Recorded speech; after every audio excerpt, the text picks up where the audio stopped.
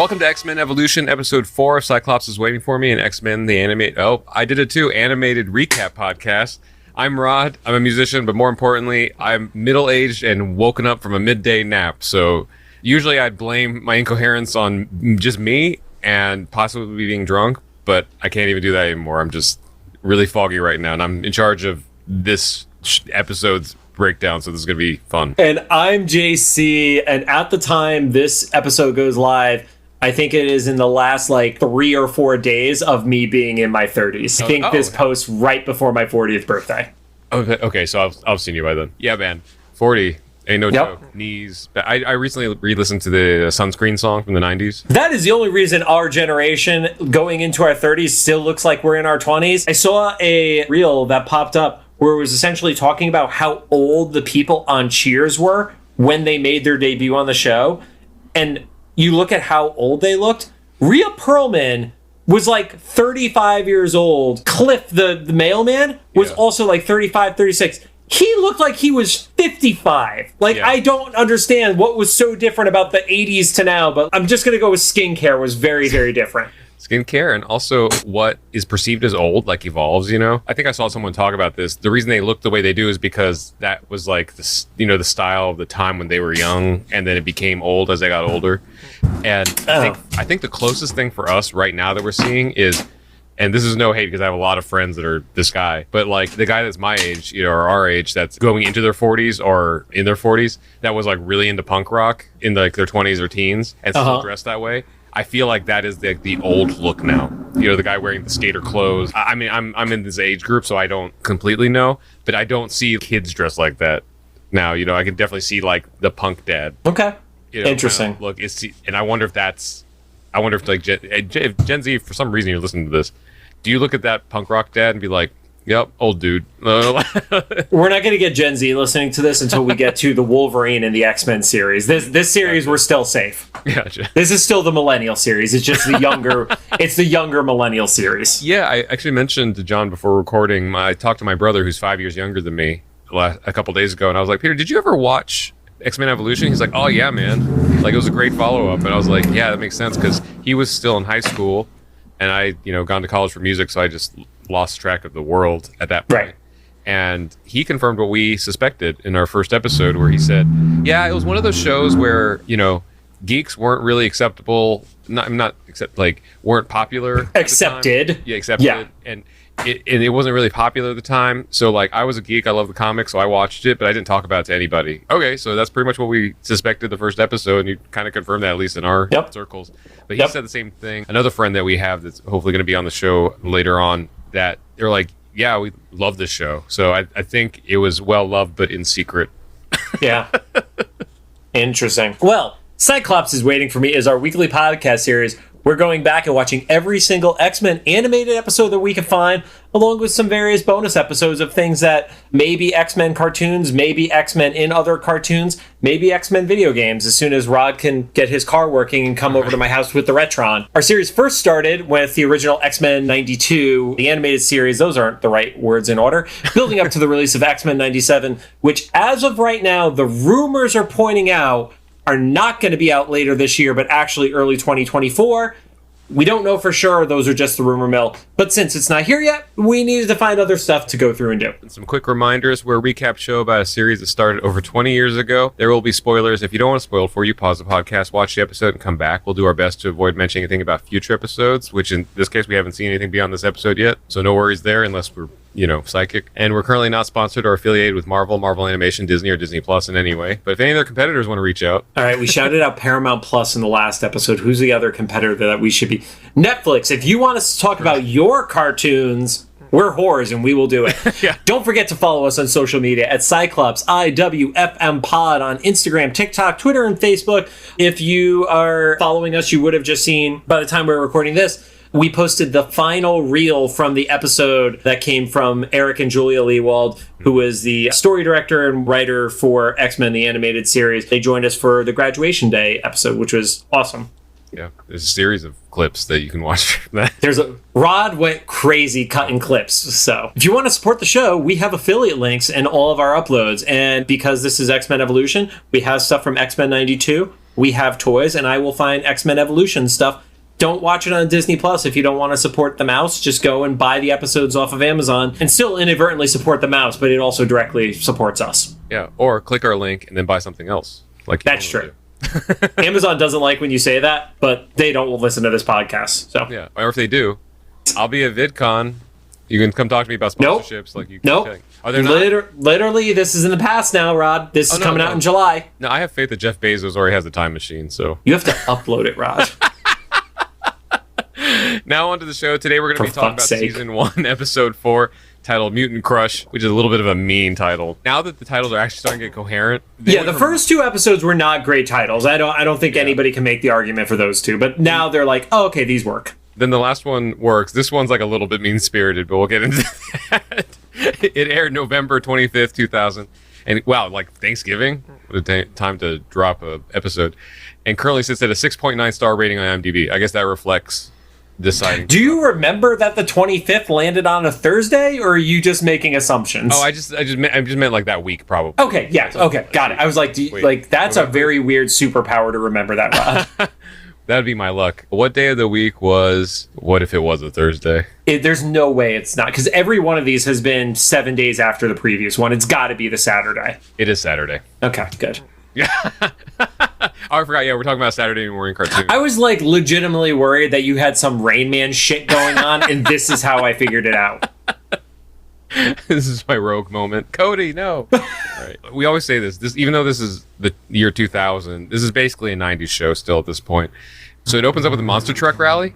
Are they still a thing? Or yes. Okay, they are? So here's how I know they're still a thing. My friends over at the podcast, which recently ran its last episode called The Comedy Button, used to love going to what they referred to as truck fights, which are monster truck rallies. So they said it was awesome. Don't go to it sober, but it's amazing. So they are, at least as of, I want to say it was 2018 probably when they went, but I assume they're still going on, you know. I never actually got to go to one, even as much as I wanted to, because I know our generation knows those commercials like Sunday, Sunday, Sunday. Well, you had Bigfoot, you had Gravedigger, you had Truckosaurus. Yeah. Oh, Bigfoot. That's all I got. I only know those 3. Bigfoot had his own video game and was in Captain N in the Power Team or whatever. Not Power Team. Game Master? Was it Game Master? It was basically the guy who had the Nintendo controller. Yeah, Captain N, the Game Master. And he had Simon from Castlevania and Kid Cupid and stuff. And Bigfoot the truck, I think, was one of the characters. And just like Icarus. Kid Icarus. Sorry, Kid Icarus. Yeah, and then Bigfoot talked like the car from like Knight Rider. I remember Bigfoot. There was a toy set that they basically had a mold in the shape of a car, and they had printed aluminum foil, and you put the car on the tinfoil on the mold, pushed it down, and then you would have a super thin car, and then the Bigfoot toy would drive over it and crush it. I remember that too. Holy cow, yeah. And then didn't they eventually take that thing and make it so you could like just make a bunch of different like little like cheap Hot Wheels basically? Because you just attach that was like injection molding. That was different. This was literally like, no, you have tin foil and then you put a thing in the shape of a car on top of the tin foil. Yeah, but I remember what you're talking about. And then that whole monster truck thing kept evolving, because then they had one where like bear claws would come out of the tires. Yes. Yeah, right. When you like activated the not in real life obviously, but like the toy. Yes, I don't remember what that one was. I know what I'm looking up after this. Hey, guys from Secret Galaxy, do an episode on that thing, because you hit everything else from my childhood. Anyway, Monster Truck Rally and in the X-Men cartoon. Yeah. Which was at the Texas State Fair specifically. Oh, so this is where I got last episode. I was like, are they in Texas? This is why I thought they were in Texas, because they saw the sign for Texas. This was something that only happened rarely in the monster truck rallies, but every once in a while it did happen, where they had like a star, I guess like an Evel Knievel kind of person or something. Yep. And in this show, they said Fred Dukes. I don't know if that's actually his name in the comics and stuff, but I did recognize that is his name. Okay, I did physically recognize the Blob, because even though he's supposed to be younger and stuff, like he's got like the iconic vibe going on. Is more than just a big dude, right? I guess. And this one, I feel like this is another like power up from where we've known him before. He's always been sturdy and strong-ish, and I don't think I've ever seen him like basically arm wrestle with 2 monster trucks. Right, because the version that we would have seen in '92 was, you attach two chains to him and they can't move him. This is, he now has the strength to pull them back. Yeah. He reminded me kind of an enhanced version of, what was it, Billy Bob from Varsity Blues? Oh, I get you. Yeah. I never saw Varsity Blues, but I saw him, the same character that was In Not Another Teen Movie? Yeah, same actor and everything. Yeah. Which was a similar Concussion. name. It was not the exact one-to-one name, but he was the same character with essentially a double B name. So, yeah. It wasn't his character always getting concussions like every scene. Yep. They would end Yeah, with, he got like 12 concussions throughout the course of the movie. Well, that's my headcanon for Blob for the rest of the show now. And well, and you know, it's something similar. Blob in this, so he's like the star and the badass, but then after he smashes the trucks, he like slips and falls, and everyone laughs at him. So you kind of get the sense that he's very insecure with himself, which I guess plays to the teenage part, where like you can be the biggest badass in town, but like the one literal slip up, it overrides all the, you know, cool stuff. Because he tried to show off. Like that's the thing is he did everything he was supposed to, and then he jumps up, so he's like 1 foot on each of the like the back ends of the trucks, and he loses his footing, and then you literally see like he starts turning red. So if he had not overdone it, he actually would have been fine and still been like applauded as the star and everything like that. Yeah, it's like my friend Shawnee says, like, you're doing too much. Yeah. No, she's spot on. Right. So we see that Mystique is in the audience. As Principal Darkholme, she's not in blue mode in Texas. Yo, you can imagine. Yep. Especially current day tech. I mean, I know this is 2000s. Imagine that like now. Anyway, I think it's equally bad. I'm not gonna lie. I think seriously. either version equally bad. Because now it might be illegal to be the way you are there. Yeah, seriously. Like blue skin or not or whatever, you know. Yep. And then, but then we also reveal that some of the X-Men are there. At first glance, you just kind of see a couple people, so we don't know who everybody's there yet. I'm sure that I'm pretty sure it's just Wolverine and Jean. Yeah, that's who I saw initially, but Yep. it just was like kind of quick pass through. But you're like, oh, everybody's scouting Mutants. this guy out. And then we cut to like I guess it's the green room, or at least the backstage of I the would say it's his dressing room. Yeah. He is the star of it. So and he's just he's going berserk on the room because he's frustrated by getting laughed at. You can tell this is. I wouldn't be surprised if later on in the show they show more of before this time for him and seeing like a series of circumstances that led him to be super insecure about being laughed at. But at the very least, I guess you just get the sense that like since he's a large dude, even before he had powers, he was probably laughed at, which is what I think made the double meaning of the title like little means like Monster Crush. Mutant Crush. Mutant Crush. Not Monster Crush. Monster Crush, different series. Yeah. You have to go to the other website for that one. The Mutant Crush, because it's What, like Rule 34? Yeah.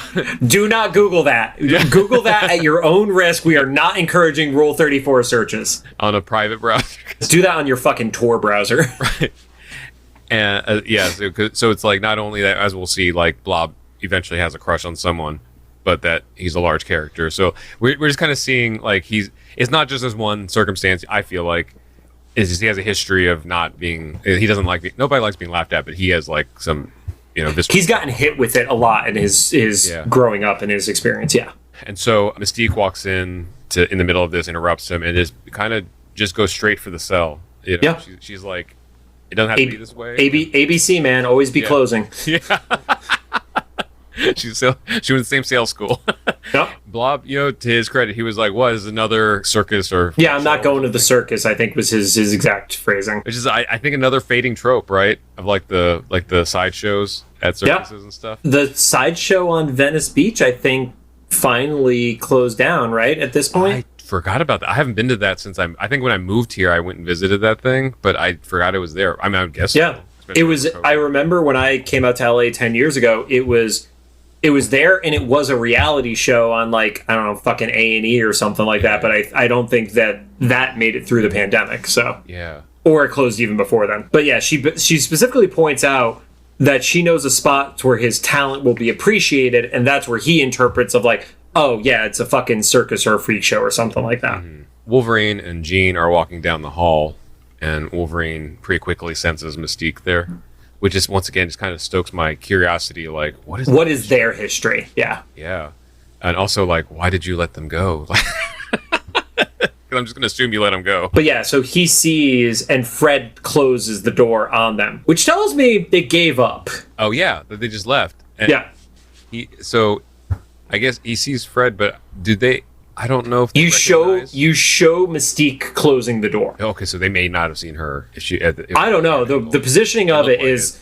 I think it was Wolverine from his positioning saw it, but it was unclear about Jean, because that's the part of it is like the Wolverine of it all, Professor X, but like it's not clear, at least at this point, if Cyclops, if Nightcrawler, if Kitty or Jean realize who is who. Like like, is Xavier not telling them because he doesn't want them to be weird around her in the school? Like there's lots of stuff that's still unanswered, and I believe it's intentional that it's unanswered. I don't think it's like bad writing or anything like that. I think it's literally just they're laying the groundwork, and it creates more intrigue of, well, why hasn't Xavier told them? Because like we said, it's a shadier version of Xavier than what we're used to. So yeah, it kind of stems from one of our first interactions where he was at the football game and he mind wiped the cop. Yeah, but also didn't tell Scott. Yeah, and he just said, "I saw it in the news," even though he was like physically there. Right. So yeah, but especially I think that also is affirmed by this scene, because, like you said, they leave apparently, because the next thing we see after the intro happens is Mystique is admitting Blob into the high school, which, once again, like I said last episode, any kids picking up on at least different kids coming to the school, because they're getting more and more like physically manifested. Lance was one thing; he could just be some kid from another school or whatever. Like, we have Rogue, who's like physically many times paler than anyone else at the school, and also is covered from head to toe, you know, like can't touch anybody because of his skin condition. Now we have Blob, who is at least like 8 foot or something, right? He's really tall. He's very, very big. Yes, just purely from a height perspective, he's outsizing people in his grade by far. Because I don't know if this, not that everything's to scale, but when he was mashing the monster trucks, like, he was like not that much shorter than the monster truck. He might have even been taller the way they animated him. And then he's in the school with the high school kids and stuff, and he's like taller than the door frames and things. Right, he's picking up people, and he's physically picking them off the ground like by more than a foot, and they're at eye level to him. So he gets his class schedule, which is still cracks me up. That I love it, because this is the teen show or whatever. That even though they're being recruited to this like supervillain team, Mystique is still principal. She's like, listen, you still gotta go to class. Yeah, here's your schedule. He also is like, I don't know if I could do school. Like, it didn't work so well last time. Yeah. And she's like, well, there are advantages to the fact that I am the principal. And I guess they're keeping with the version of the Blob that's like pretty dumb, because he can't figure out how to read a schedule. Which is most versions of the Blob historically. Yeah, that part I will say is fairly consistent. And also, I don't know how high school is now for kids, but not that he's smart or anything. At least by the time I got to college and stuff, schedules could be pretty difficult to read depending on how they formatted them. I remember in college, like, registering for my classes, and I had physically to go between offices to register for classes to get paper signed off. And sometimes the courses would fill up by the time, you know, so it would be a full 8-hour day of trying to register for classes. We did it all online, man. You got fucked on that one. Oh yeah, no, totally. And what was weird was, like, we were partially online anyway. I think it was just one of the things that hadn't been upgraded yet. But even without that, depending on how records win and stuff, it might be kind of difficult to read your schedule, especially if you had, my high school had like flex scheduling sometimes. Different days would be different schedules. So right. To his credit, it may have actually been a little bit more challenging than normal, especially if you didn't do good at high school before. And he like grabs like he goes into full bully mode. He grabs like the first kid, which you find out is Duncan. Yeah, Duncan from the first episode. The quarterback. And he's like, hey, where am I supposed to be next? And man, Duncan, he's got some cojones on him, man. Because he's being lifted off the ground, and he's just making fun of him. Mm-hmm. He say like the freak show or something. Sideshow. Blob tosses him, and he's getting ready to murder him with a locker. Yeah, like, he picks up, and I know we have some psychopaths like Joe Russo who listen to the show without watching the show. It's not like he picks up one singular locker. It's like the block of lockers that's like 7 of them next to each other. Yeah. But even if it was just one locker against a normal teenager's head is going to cave it in. So that was going to happen, and then Jean saves him and apologizes for Duncan. That's where we find out it was him. Still unclear what Jean's whole thing with Duncan is, or maybe she's just free agent, you know. And I'm going to go with free agent. Like you said last episode, she's very empathetic and helps Blob with his schedule very patiently. Under the guise, though, that we find out a little bit later that they've kind of been informed that they're trying to recruit him as well. Well, she was with Wolverine in Texas, so she knows that he is a powered person. I think, unlike maybe an Xavier aspect of it, I don't think she's doing it in a sinister way, but I think she has to at least keep like a little bit of an air of, well, I can't say that I know who you are because then it's going to creep you out kind of thing. Yeah.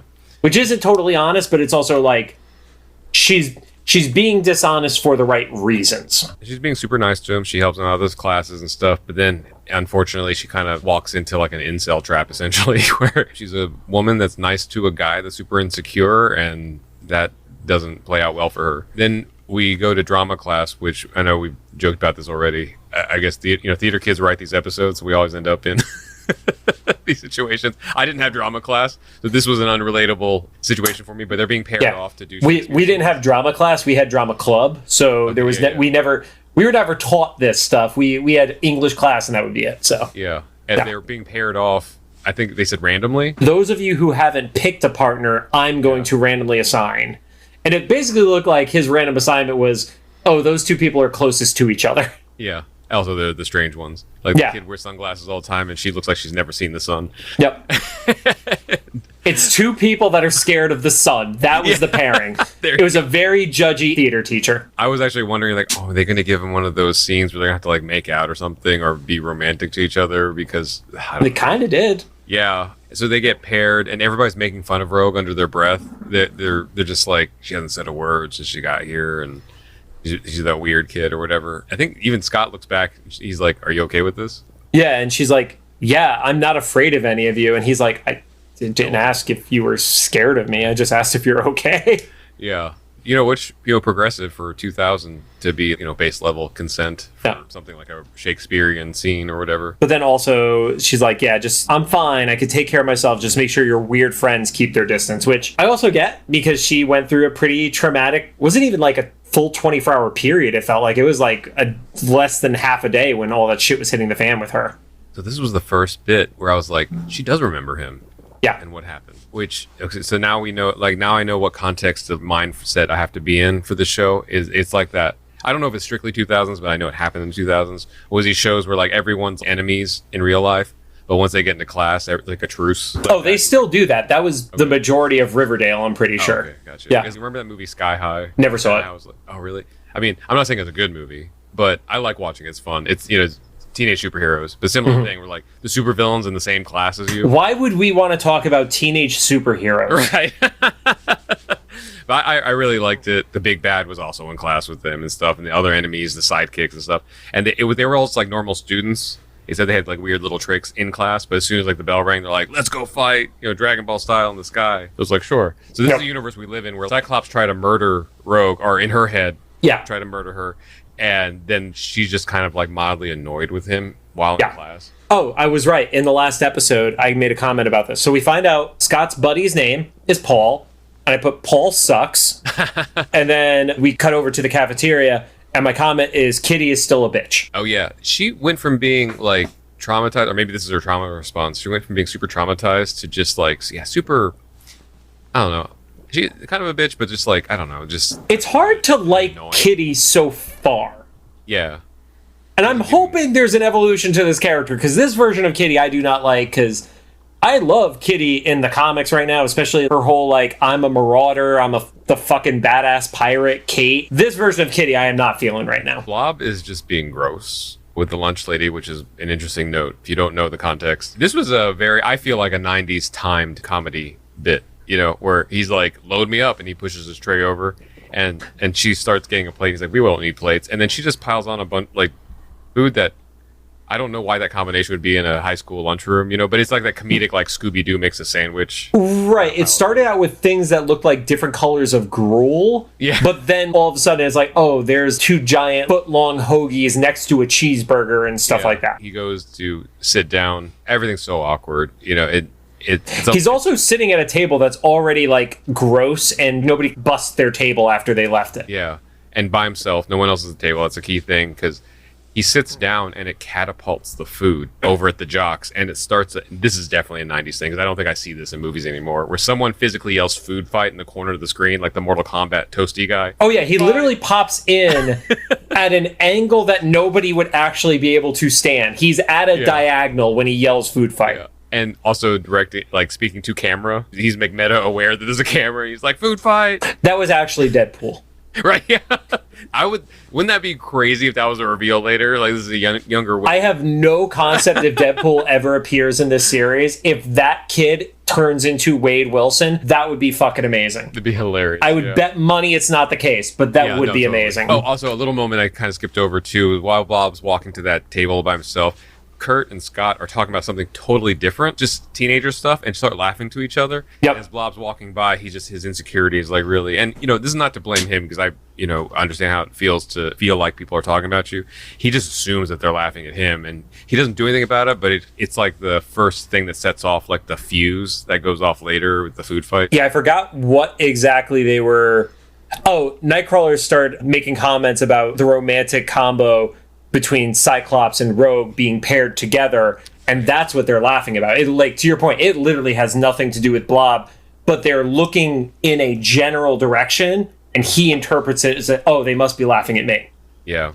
Because that's what he's used to from people treating him like shit. Yeah. Also, as the camera's panning over, you do notice that Rogue is sitting at the table that Toad is at. Oh, I didn't even notice Toad being there. Yeah, it was like really a quick pan over when it was like the wide shot at the beginning of the scene. So they're like, he's still here. We haven't forgotten about him. Well, it's also the Mystique crew. It's like these are the ones that she has tried to position to be around each other. So they're also like, they're the outcasts. Like, Toad is a little on the gross side, and like nobody wants to hang out with him. He's not a jock, and obviously he's staying away from the X-Men because he broke into the mansion. Yeah. And then Rogue isn't going to sit with the X-Men. And then, I mean, all the kids in the class were making fun of her for not having spoken to people. So it's like, where else is she going to sit? It's either her by herself or her with Toad, Yeah. And that's something else I forgot to say last episode was, I thought that the 92 X-Men series was serialized. This one took it to like another level where it feels like everything is like 1.5 episodes long. It's the Buffy style, man. Like that was they overlap a little bit. There was always the overarching episode to episode aspects of it. Uh-huh. You still had like the villain of the week, the monster of the week, and stuff like that. But there was a stronger episode to episode narrative that you did have like carrying over. So because it felt like last episode was about Rogue's origin. It happened for that whole episode, but then didn't quite conclude, but then carried over.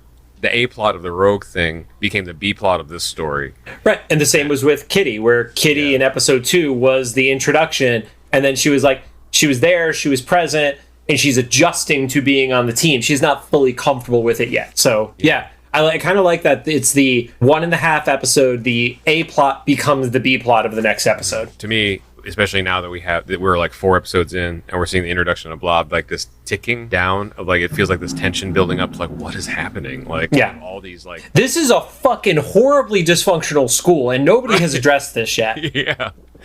So Kitty and Jean I had here use their powers in public, which was another added to the bucket of like, how many people know about mutants here, or is nobody paying attention because of the food fight? I think that's the concession, because Jean puts up like the TK shield to not get hit with stuff.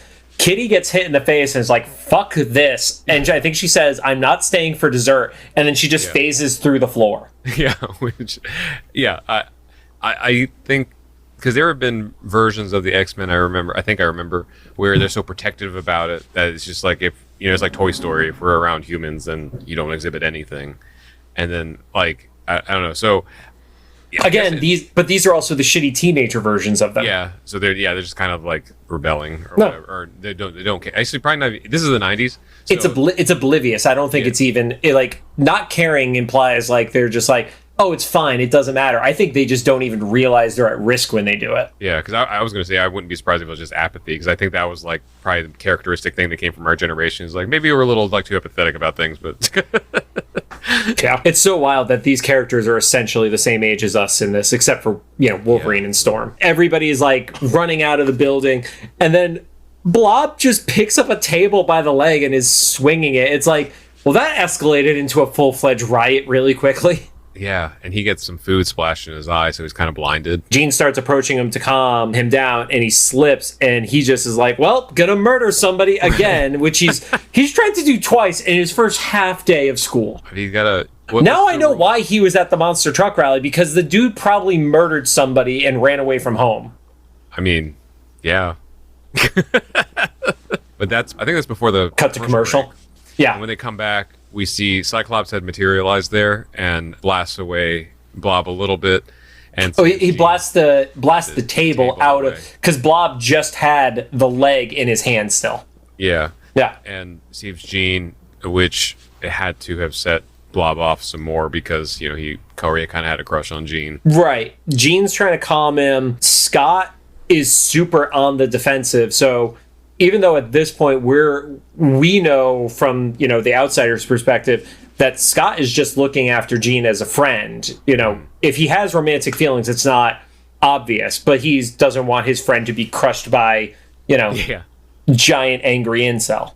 And Rogue is eavesdropping. I don't know if it's on purpose necessarily, but she's around the corner kind of hearing all this, and you get the sense that she's a little bit jealous of what like Jean and Scott have, even as friends. So Jean actually sends Scott away. He's like, I got this. You don't have to be here. Yeah, he says he'll be nearby. He's like, I'm not totally abandoning you, but I'm going to respect you. So he starts walking away and then runs into Rogue, who was kind of accidentally eavesdropping, and starts talking to her. But then the principal interrupts and is like, what are you doing? Just like kind of pops out of nowhere. Yeah. You get the sense of Mystique is like monitoring her team. Yeah. I love that she's like, well, what were you doing? And they're like, nothing. We were talking. She's like, you better get to class. Technically, it looks like they're on schedule to be in their lunch session right now. So Yeah. they're not actually doing anything wrong right now. Yeah. Also, principal, there was a large food fight. That you seem to not give a fuck about.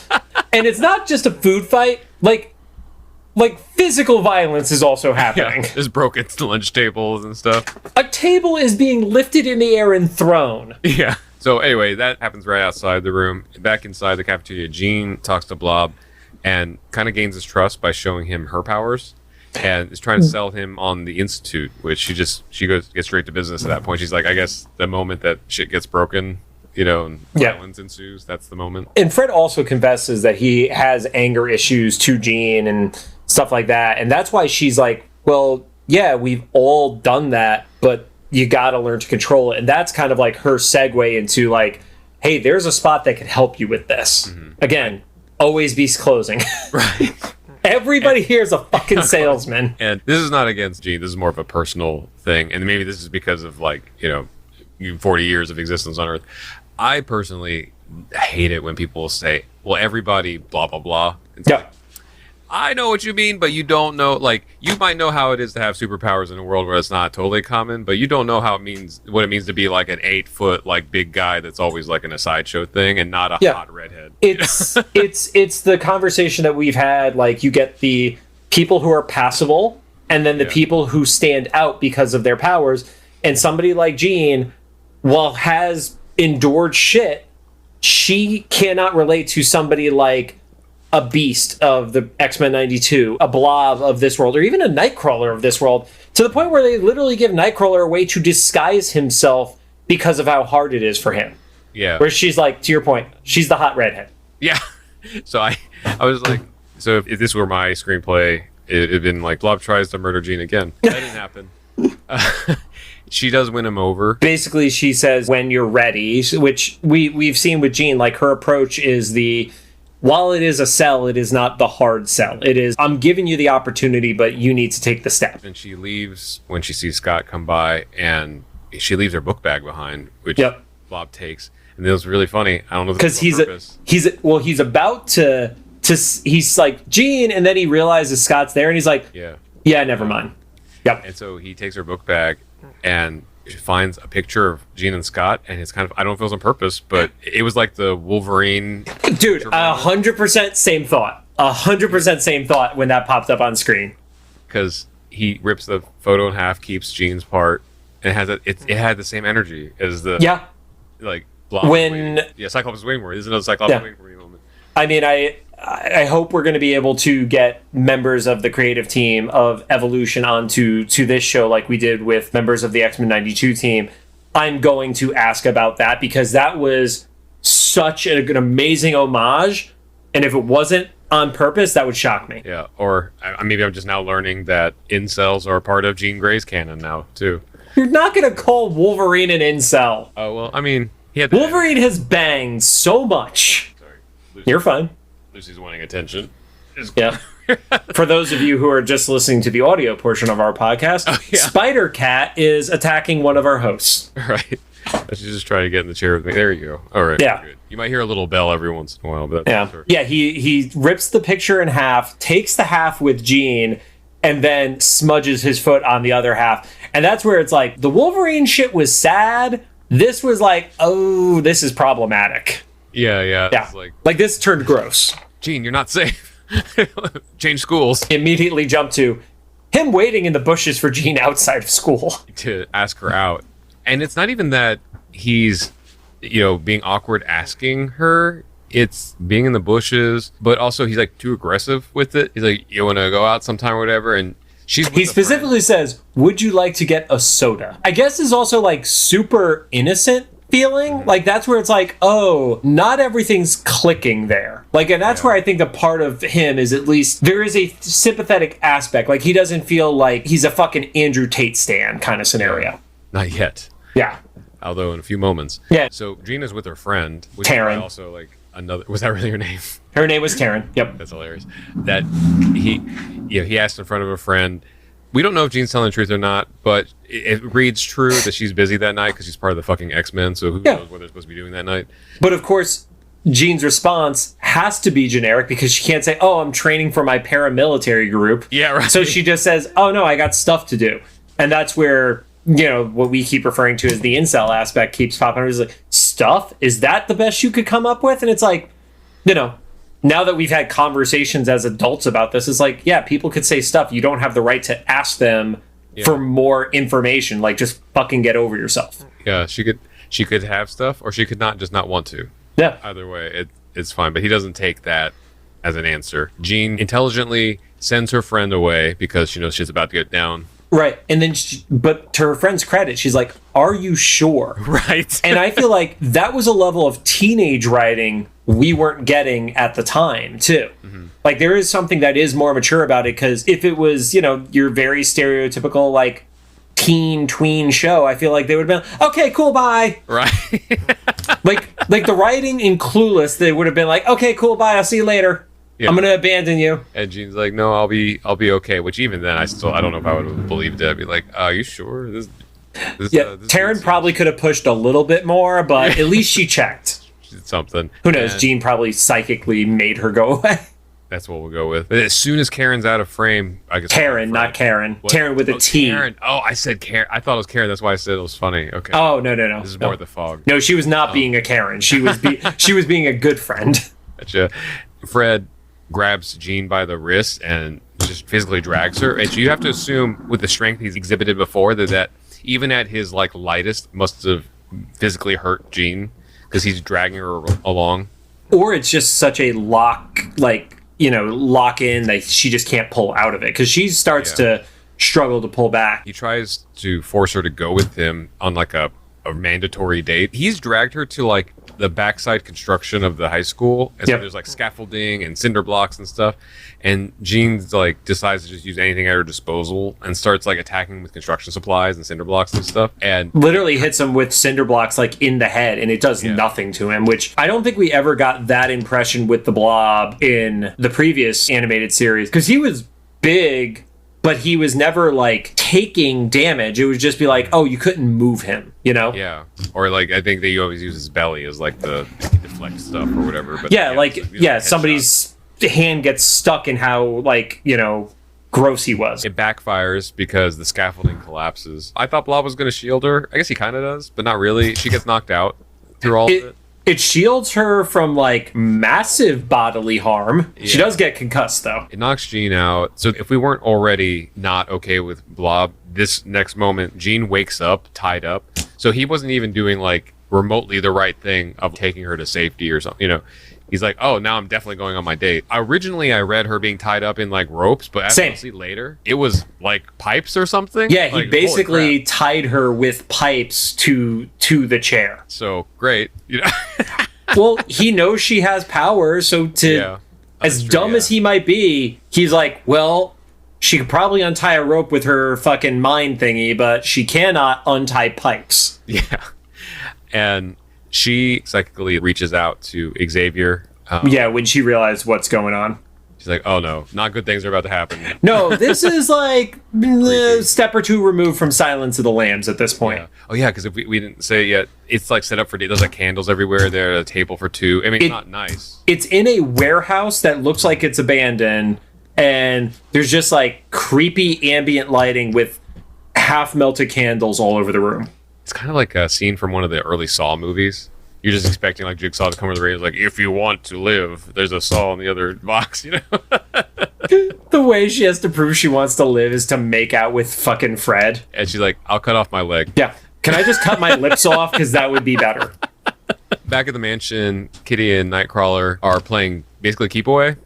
Yeah, it was like a training thing. football with powers. Logan and Xavier are like kind of coaching. Maybe this was like a hybrid recreational, but also kind of like a training thing where they're doing something physical. Yeah, it was definitely supposed to be training, but it was like a fun version of training. They're trying to use their powers, and Kitty keeps slipping away, but they're trying to teach her to pay attention to what she's doing, because when she finally thinks that she got away, she runs like face first into a branch. Yeah.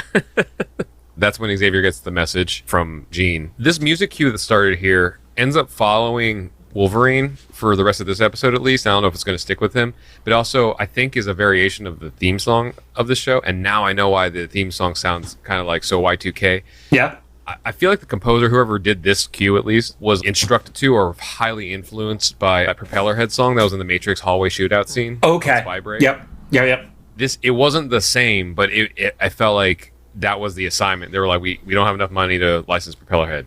Can you get that sound? So that action sequence of them like, we got to go save Jean happened, like that music happened, and then for the rest of the episode, every time Wolverine pulled up in a motorcycle, that theme would pull back up. Rod, I have an assignment for you. Oh no. Okay. Just that on TikTok. I would love to see your comparison between the clips and TikTok. Oh, okay. Yeah. You're like, I could do that. That's easy. You can try. Yeah. As long as I remember. I know I'm going to be editing this later, but we just well, that's the thing. I never trust my memory. Doesn't have to happen in real time. You're good. Xavier sends Wolverine to go after Jean and sends Nightcrawler to go get Scott. Cyclops and Rogue are going over the lines for that drama class that they're in. Cyclops is doing the assignment, and Rogue is doing her best not to be swooned, I guess, because she's like, oh, you are kind of cute, and he's like, we're acting in an acting class, which has to be the biggest hit to your ego if you kind of have a thing for someone, right? Scott traditionally sucks at reading the room, so it's I get, he doesn't know that Kitty is checking him out. He doesn't know that Jean the telepath is checking him out. So, and this was the scene that kind of cemented that they're very aware of each other, or that she remembers their previous interaction, because Rogue mentions to Scott that she wants to connect with people in the way that he can or anybody else can. They acknowledge the events of the whole Mystique recruit thing. But they don't have the conversation of like, did you attack me? Why'd you try to kill me? Or like, yeah. Once again, it's just that we have it on pause when we're on school grounds for some reason. Yeah. They get interrupted by Nightcrawler. And then, did you notice what she said? Basically calls him an annoying little brother. Oh, yeah. So I didn't know what to take that. If that's just supposed to be like foreshadowing for like the family that they're going to become. I assume it is a foreshadowing scenario. Like I think we kind of established that we're feeling some of the older mutants in the show are probably junior, maybe senior, and then Kitty and Nightcrawler are like at the very freshman, sophomore. Yeah, freshman energy at the very least. Well, and also Kurt is a foreign exchange student, so already by default there was that trope of the foreign exchange student who is like goofier and more playful just because they weren't from here, Yeah. Once again, not another teen movie thing. Except in there, they were always naked too, right? Well, yes, because it was based off. It was based off of Nadia from American Pie. Yes. Gotcha. And so Nightcrawler tells Scott that Jean's been taken, and that like flips a switch, and Scott, he's like, "All right, boots up." I don't know what that. Wheels up. But he also accuses Rogue. He's like, "Did you know?" Yeah. So that's part of this conversation. He takes like that truce off of school grounds. He's like, wait, so you're messing around with like the I don't know if he references Mystique or not, but he knows that she's on like a troubled side of things. Well, and it's one of those things where like I think it was just passive and you didn't notice the way they were sitting in the cafeteria. Mm-hmm. He's associating her to Toad. But then we have the nerdiest line of the fucking episode. They're like, all right, cool, whatever, we'll deal with you later kind of scenario. And then they're like, teleported to Maximum. Aye, aye, Captain. I'm like, I'm 99% sure that is a Star Trek reference. Yeah, that's hilarious. So Rogue is just like by herself now. She's like, "What the fuck am I doing here?" Like this is kind of like the look she gave. Yeah. It's like, I could be in Mississippi, but no, I'm here with all these other fucking weirdos now. Right. We see Wolverine is at the school, does his smell check. Again, this Wolverine, he's a fucking tracker, even more so than the previous series version of it. So he knows that they were there, and he identifies, okay, Blob, definitely with her right now. Xavier's briefing the X-Men on everything that happened at school, and for some reason they haven't pulled them out of school yet. And he's like, "We don't know exactly where they are, but here's the general vicinity." Yep. And I put that they roll out like they're the fucking Autobots, where cool, two of you are in one vehicle and the other one is going the other way, so just go find them, I guess. Yeah. I think Xavier's like, "I'll be safe here." He doesn't have the hover chair, okay, Rod? Yeah. This Xavier has to deal with more shit than the 92 Xavier. They find it pretty quickly, because the next scene's at basically an abandoned factory, kind of like a warehouse or something. And that's where Blob has been forcing Jean to go on this date. She even says, like, you can't force somebody to like you. And he says, "But I'm the strongest." And it's like, holy fucking Andrew Tate energy off of that shit. Oh, yeah. Like, that's where it was like, oh, now you've gone past that point of like, oh, you made a mistake. The empathy to you've had a rough life can only go so far when you've gone down that road, Yeah. Or even, I'm totally going to subtweet somebody here. Yep. One of our friends had a run-in with another person that you've probably run into too, that was like kind of in our circles of people, that they went on an inflammatory rant on Twitter that has since been deleted about how, since he has been financially successful and stuff, like American women owe it to him to like have his babies. Oh. And so literally Andrew Tate energy. Yeah. And so our friend was like, "What the fuck, dude? Like, we've known each other for, like a decade. And yeah. Like, why would you say that?" And I think it was that frustration where he was like, "I have worked hard to become this success. I support my family." We're like, none of that has to do with a woman letting you put a baby in them. Like, that's not a... Yep. None of that matters. Those two things are not correlative to each other. But it's the same energy here where he's like, "But I look at all the shit I did. I can take you to a monster truck rally anytime you want." In Texas. Yeah. She was like, "I would rather die here." Yep. And then he's like, "Okay, well, I've got a surprise for you." And then that's when Wolverine arrives. Yeah, so Wolverine and Blob fight. I don't have much to say about it. Wolverine literally is like, "I'm here." And Professor X is like, "Cool, wait for backup." And he's "No." And this is the Wolverine that we know. This is the Wolverine that we know. We saw the last episode, we're like, oh, he immediately respected Xavier. We're like, that was weird. Yeah, apparently that was like a one-off thing. That was like a courtesy when he first returned to the mansion. Yep. Yeah, to Wolverine's credit, though, he's like, there's a young girl in danger. He doesn't want to wait and put her more at risk. Xavier buzzes Scott, who's in his... Again, I'm not sure if it's a Corvette, but I feel like it's a classic Corvette. And he, like, spins around and heads towards it. And then Wolverine arrives, and he does the X cut through the door to make his entrance. I also love how it does make sense, though. It's not just like a Zorro kind of, thing. Okay. Like, if you had two things to do 1 and 2, that kind of makes sense, to me, at least. Okay, here's the only problem with it. Every time it's animated by anybody, they literally cross at the center at the same time, which is an impossibility because you would literally hit your own hands. Gotcha. It has to be like 1, 2. It's always... Somebody needs to animate the other side of that, where he like just impales himself and then regrows a hand or something. He just cuts through his own hand. Yeah, he's like, "I heal, man. I wanted to be cooler." We don't have any animation fans. Come on, We have some awesome people who comment on our stuff and will interact with us on YouTube and Instagram and TikTok. They'll yell at you. We have not gotten somebody who's like, "I'm going to do fan art of the dumb shit Rod and John say." Right. One day, that's the dream. Right, there you go. But at least it's enough of a distraction for Jean to get away while Wolverine and Blob fight. Blob's big surprise was he had just a record player and he was going to play music for her. Like, that was his big romantic surprise to impress the girl that he's captured. Listen, it's the right song, Most of men can work miracles. So my notes on the fight was fight, lots of grunting. There was some aggressive noise that could definitely be put on top of a porno. I was going to say, do not put that on the TikTok. For the lack of Jean moaning as she passes out that the 92 series has. There was a lot of that in the 92 series, yeah. Yeah, this one, I guess, made it up for the scene where it's like dudes grunting at each other. Can you even imagine what the ADR session for that was like? No. Or maybe they just did dip into like the adult film audio library. Nope. I'm going back to the ADR session. Cyclops shows up and blasts Blob And this is another testament to how strong Blob is, or how early Scott is in his powers, because Blob is able to resist it and then throw Wolverine at Cyclops. And this is what I mentioned in the previous episode. We get a really good view of Cyclops' blast. And a lot of the conversations of the season have been about control and control of their powers. Whether it's one of the X-Men not having control, or whether it's one of the people who's finding out about their power for the first time. And the blast literally gives me Kylo Ren lightsaber energy, because it is not that tight, sharp, crisp blast. It, like, there's energy sparking out of the sides of this thing. Yeah, it's super unstable. When he gets hit with Wolverine, which that's gotta fucking hurt. Right, because what we've established before, he's like 1,000,000 pounds or something. I think he's like canonically like 300 pounds because of the adamantium or something like that. That's a lot to drop on a person. Especially like a slim teenager, but it knocks the visor off of him. They did another like cinematic shot. Oh, the cheek touch? Yeah, where Rogue shows up and you just see her hand, but you know it's her. Mostly because her hand is so pale. Yes. Yeah. Unless you are colorblind, you knew that was Rogue's hand. And she touches Scott on the cheek, and the music cue and stuff. It was a really rock and roll moment. Yeah. Of like, she showed up like, all right, guess I'm going to have to do this myself. And then they come back into the little office that Blob had made as their date location. And she just sends a filing cabinet at his fucking face.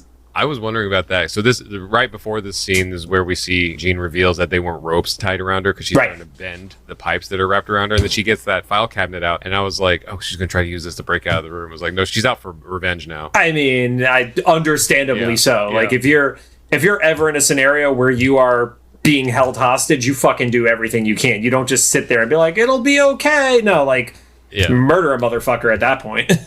Yeah, but it doesn't do much to him. He's able to kind of deflect it. I mean, he just got like blasted by that, force blast anyway, and it barely phased him. He gets ready to be like, all right, fuck this. I tried to play nice. You didn't like me, so now I'm going to crush you. And then we get the other optic blast that comes out from Rogue. And she seems to have more control over it, because she is not wearing a visor, but it's staying contained on her face. Did you read that online? No, I am so proud of you. That was literally one of the things that was written as trivia, because it's like and maybe it's because it was a smaller dose of the power, but she controls it way better than Scott is able to, because he literally needs the glasses for it. Mm-hmm. Yeah, and then I think Blob makes a comment about her makeup, and I guess that could have gone either way. That it's saying that she maybe wears makeup to make herself that pale. I thought it was more of her eyes glowing is like kind of a joke about that. Maybe the black lipstick or something. I don't know. Yeah, her eyes. She seemed to be able to contain it almost telekinetically in a range of her face. And Blob makes a jab at oh, I don't like your makeup or whatever. They start going back and forth, and you realize that both of them are connected to Mystique, and they are revealing it to each other.